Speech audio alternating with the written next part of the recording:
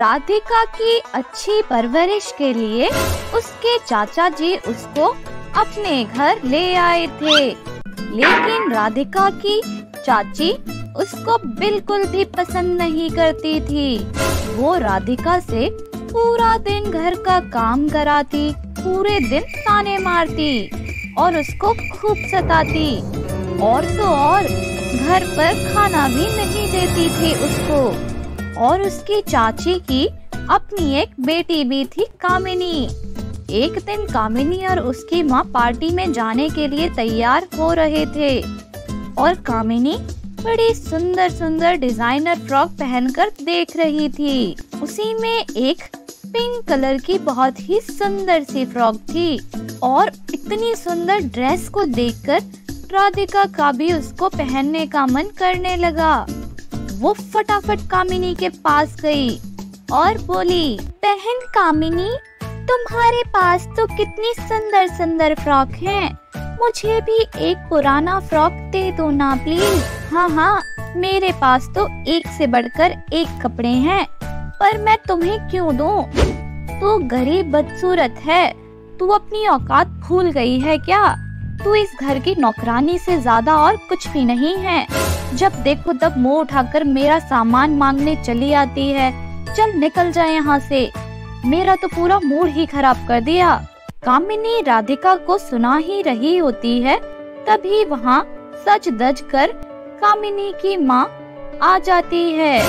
क्या हुआ मेरी प्यारी बेटी, मुझे बता, मुंह क्यों उतरा हुआ है तेरा? माँ, ये लड़की जब देखो तब मेरा मूड खराब करने चली आती है। ये मुझसे मेरी महंगी ब्रांडेड फ्रॉक मांग रही थी, पर मैंने इसे अच्छे तरीके से समझा दिया कि तू इस घर की नौकरानी से ज्यादा और कुछ भी नहीं है। क्यों रे कलमुही, तेरी हिम्मत कैसे हुई मेरी प्यारी बेटी से उसकी फ्रॉक मांगने की? घर का एक काम तो तेरे से ढंग से होता नहीं है और फ्रॉक पहनेगी? चल निकल जाए यहाँ से, घर की सफाई कर दियो। कितनी गंदी बदबू आ रही है कमरे से, लगता है काम नहीं करती तू बिल्कुल। अब तो तुझे सजा मिलेगी इसकी, और तेरी वो मरी हुई माँ भी अब तुझे नहीं बचा पाएगी मुझसे।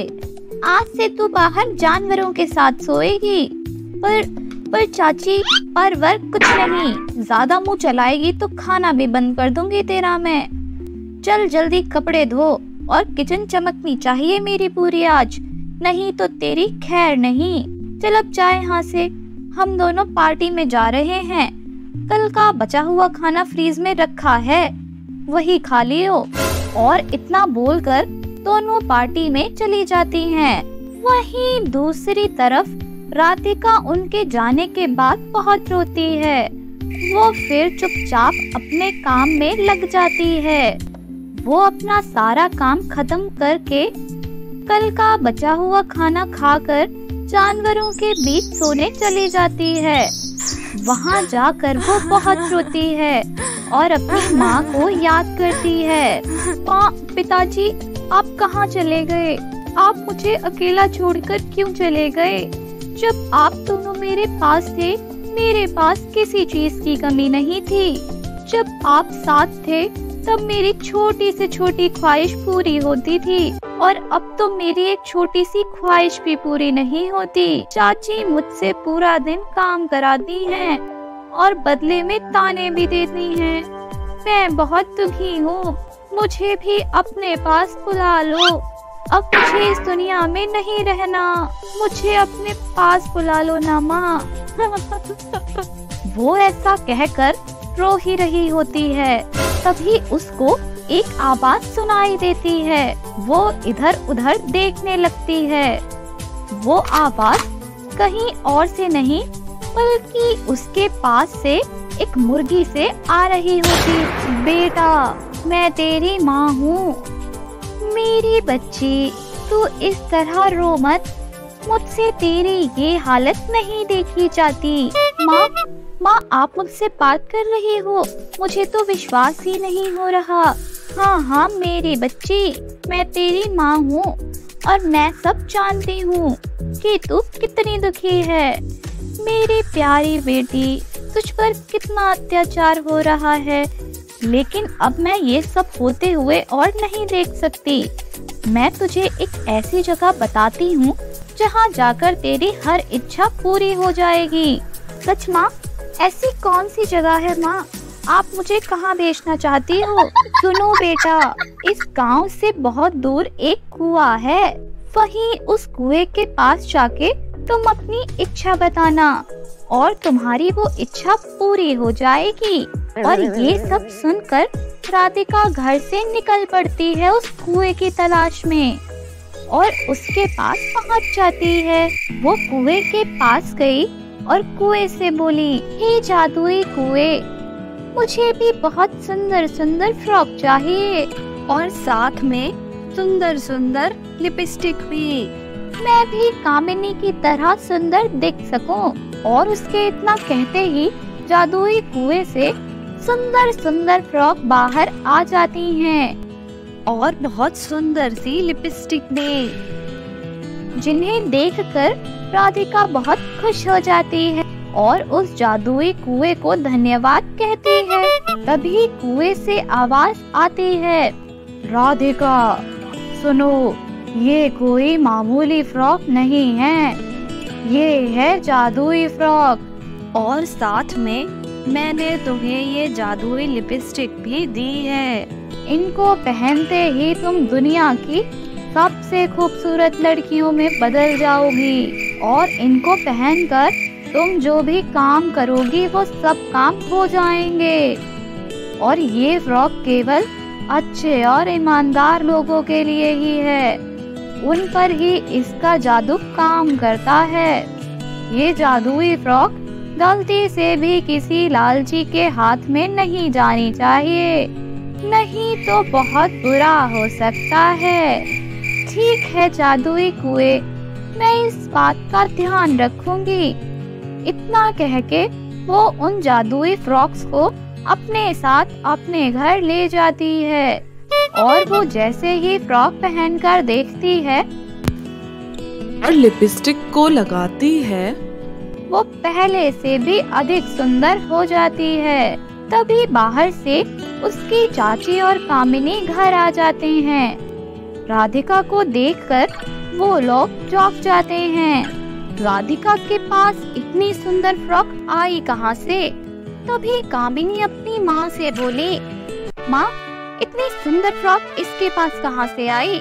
मुझे भी चाहिए सुंदर सुंदर फ्रॉक। सुंदर कपड़े मुझ पर ही होने चाहिए बस। ये मुझसे ज्यादा सुंदर कैसे लग सकती है माँ? मुझे फ्रॉक चाहिए जो इसने पहन रखी है। तभी उसकी चाची गुस्से में चिल्लाते हुए उससे बोली, इतनी बंठन के कहाँ जा रही है तू? चुपचाप काम कर। तुझे पता नहीं है तेरे चाचा जी कल शहर से आ रहे हैं, उसके लिए पूरा घर अच्छे से साफ कर दे, समझ गई ना? तभी कामिनी कहती है, देखो तो माँ, इसने कितनी सुंदर फ्रॉक पहन रखी है। जरूर इसने ये फ्रॉक चुराए हुए पैसों से खरीदी है। जरा पूछो तो सही, इसने इसके पैसे कहाँ से लिए? अरे नहीं नहीं कामिनी, मैंने तो अपनी माँ का बक्सा खोला था, उसमें से ही निकली है ये फ्रॉक। वो अपनी चाची से झूठ बोल देती है और घर का काम करने चली जाती है। अब उसने जादुई फ्रॉक पहन रखी थी तो उसका सारा काम अपने आप हो जाता है। वहीं दूसरी तरफ कामिनी अपनी माँ से बोली, देखो ना माँ, इसकी माँ के पास कितनी अच्छी अच्छी फ्रॉक है, मुझे भी चाहिए वो फ्रॉक, कितनी सुंदर है ना। मुझे इस नौकरानी की सारी फ्रॉक्स चाहिए। मैं नहीं चाहती कि आपकी बेटी इस नौकरानी से कम सुंदर दिखे। कोई बात नहीं बेटा, अगर तुझे उस नौकरानी की फ्रॉक चाहिए तो मैं अभी मांग कर ला देती हूँ उससे। मैं अपनी बेटी को इस तरह उदास नहीं रहने दूंगी। उस कलमुही की इतनी औकात नहीं कि वो मेरी बेटी से ज्यादा सुंदर दिखे। इतना कहकर राधिका के पास वो चली जाती है और कहती है, तेरी उस स्वर्गवासी माँ की सभी फ्रॉक कहाँ रखी हैं? मुझे दे दे। राधिका को अपनी चाची की बातों पर बहुत गुस्सा आता है और उसको याद आता है कि जादुई कुएं ने कहा था कि वो किसी लालची आदमी के हाथ में ना पड़े, नहीं तो बहुत बुरा होगा। वो अपनी चाची का लालच पहचानती थी। वो अपनी चाची को मना कर देती है। चाची, आप मुझे चाहे कितना भी मार लो या डांट लो, पर मैं ये फ्रॉक आपको नहीं दूंगी, क्योंकि वो मेरी माँ की आखिरी निशानी है। ये सुनकर उसको बहुत गुस्सा आ जाता है और वो राधिका की बहुत पिटाई करती है। लेकिन वो फ्रॉक अपनी चाची को नहीं देती, क्योंकि उसे अच्छे से पता था अगर फ्रॉक चाची या उसकी बेटी के पास पहुंच गई तो इसका अंजाम अच्छा नहीं होगा। रात हो जाने के बाद जब वो सो जाती है तो चाची अपनी बेटी के लिए वो फ्रॉक चुराने उसके कमरे में चली जाती है। राधिका ने संभाल कर वो फ्रॉक रखी थी, पर तब भी चाची को वो फ्रॉक मिल जाती है और वो उस फ्रॉक को लेकर वहाँ से चली जाती है और पहुँच जाती है अपनी बेटी के पास। ले मेरी रानी बेटी, ये फ्रॉक मैं उस बदतमीज से बड़ी सावधानी से छुपा कर लाई हूँ। तेरी माँ कम है क्या किसी से? मैं तेरे लिए उसके कमरे से फ्रॉक ले आई। और कामिनी फटाफट वो फ्रॉक पहन लेती है और जैसे ही वो फ्रॉक पहनती है उसके पूरे शरीर में खुजली होने लगती है। वो चिल्लाने लगती है, माँ इस फ्रॉक को उतारो, मेरे पूरे शरीर में बहुत खुजली हो रही है, मुझे बिल्कुल भी नहीं रहा जा रहा है। ये कैसी फ्रॉक है जिसकी वजह से मेरे पूरे शरीर में खुजली होने लगी है? वो पूरी कोशिश करती है उस फ्रॉक को उतारने की, पर अब फ्रॉक उतर ही नहीं रही थी। तभी चाची भागी भागी राधिका के पास जाती है। ए कलमुही, ये कैसी फ्रॉक है तेरी माँ की, जिसके कारण मेरी बेटी के पूरे शरीर पर खुजली हो गई है और उसका शरीर लाल पड़ गया है। अरे चाची, आपने क्या कर दिया? ये कोई मामूली फ्रॉक नहीं है, ये जादुई फ्रॉक है। जादुई फ्रॉक? लेकिन तू तो बता रही थी ये तेरी माँ की है। वो अपनी चाची को सारी हकीकत बता देती है कि किस तरह उसकी स्वर्गवासी माँ ने उसको एक जादुई कुएं के पास भेजा था, जहाँ से उसे ये जादुई फ्रॉक मिली। वो सच्चाई जानने के बाद अपने किए पर बहुत पछताती है और बोलती है, राधिका मेरी बच्ची, मुझे माफ कर दो। मैंने तेरे साथ कितना गलत व्यवहार किया, लेकिन तू हम माँ बेटी की सच्चाई जानती थी कि हम कितने लालची हैं, इसलिए तू हमें जादुई फ्रॉक नहीं दे रही थी। मुझे माफ कर दे बेटा, आज से मैं तुझे अपनी बेटी की तरह ही रखूंगी। और दूसरी तरफ उसका इतना कहते ही कामिनी के शरीर से खुजली मिट जाती है और राधिका जादुई कुएं की जादुई फ्रॉक की वजह से अपनी चाची के दिल में जगह बना लेती है। अब वो सब खुशी खुशी रहने लगे। तो दोस्तों, कैसी लगी आपको हमारी आज की ये कहानी?